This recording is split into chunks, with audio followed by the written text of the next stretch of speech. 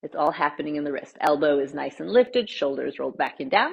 Let's try it again, 3 times in a row. 1, 2, 3. We go around and around and around. Good tall posture. Hey there, fabulous dancer, and welcome back to my channel. Or if this is the first time that you've joined me, thank you so much for being here. I cannot wait to share the dance floor with you today. If you enjoy these kinds of free belly dance and finger symbol tutorials, be sure that you press like and subscribe to my channel so that I can send you brand new belly dance content every single week. My name is Sahira, and I'm here to teach you the beautiful art of belly dance.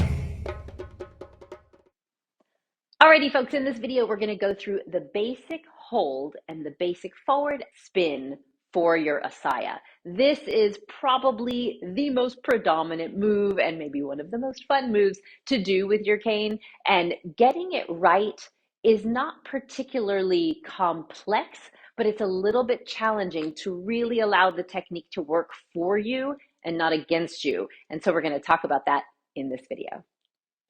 Okay, first of all, let's talk about how we are going to hold the assaya. I highly recommend holding it maybe 6 inches or so above the base, above the bottom of the assaya. You don't want to hold right at the end. Too much of a chance you're going to fling it into the crowd. So holding it slightly up above, and when you're holding it to dance with it, to do different movements with it, you're basically just holding it in a fist. There's nothing too fancy about it.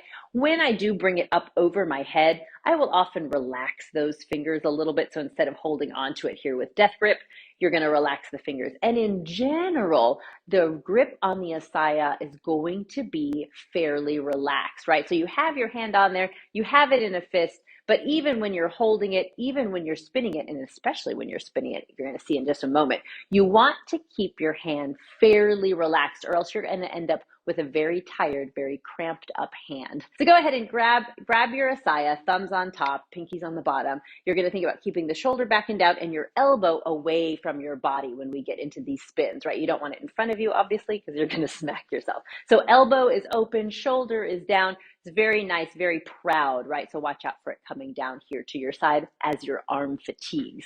So where you are basically holding your cane when you start to spin it is going to be in this part of the hand. I learned, one of my friends told me, one of my students told me it's called the snuff box of the hand, right? I think there's another name for it too, and I can't remember, something more medical. But if you want to think about this little part of the hand here, right in between, like that webbing between your thumb and your index finger, this is where you are holding your cane when it is time to twirl, right? When it's time to twirl it.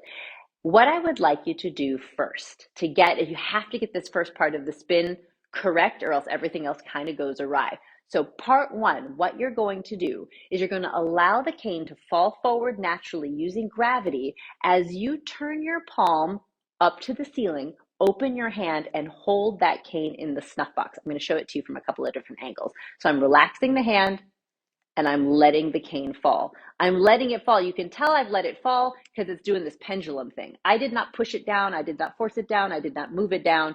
I just gave it a little push forward and let gravity take it, right? And so this is what we're doing. I'm going to show you here from your perspective if I'm doing it with you. Elbows out. You're going to allow the hand to open and the palm to twist up towards the ceiling.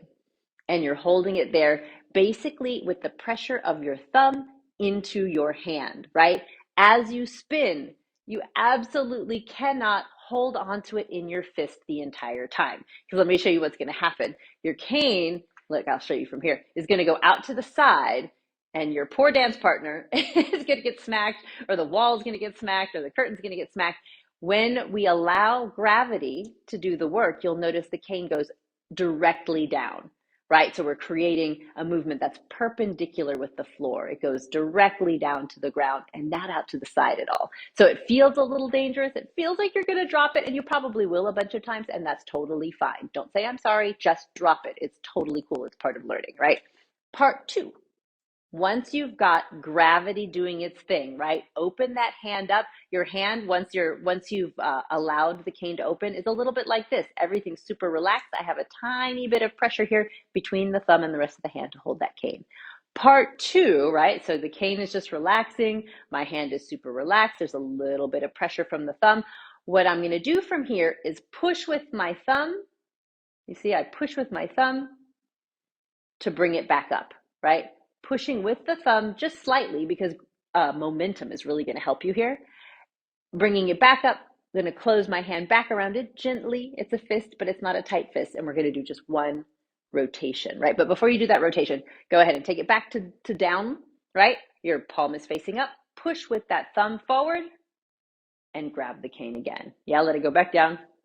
Just relax, right? And now push with the thumb to lift it back up.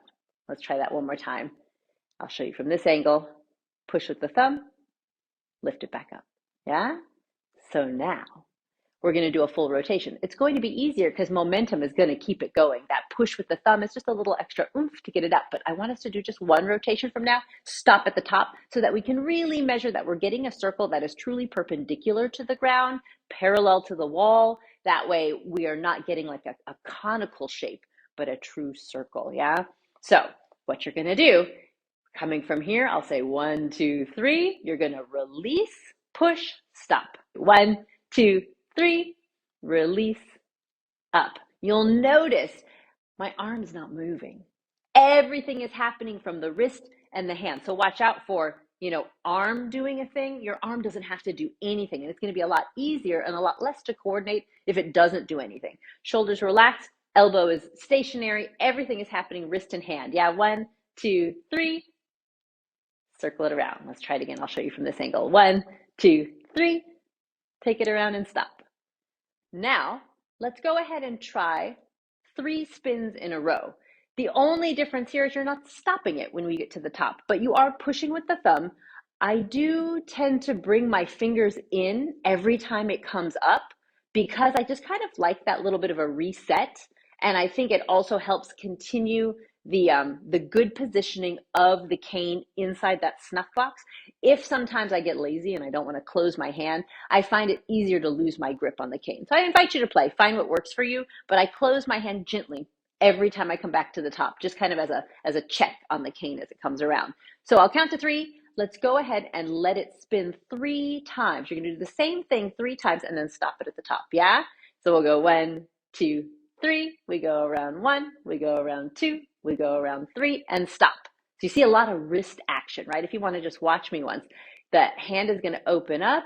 I bring it back to the top, I close, open up, bring it back to the top, I close, open up, bring it back to the top, I close, right? So it's all here in the wrist.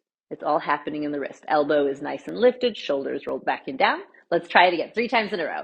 1, 2, 3. We go around and around and around. Good tall posture. 1, 2, 3. We go around and around and around.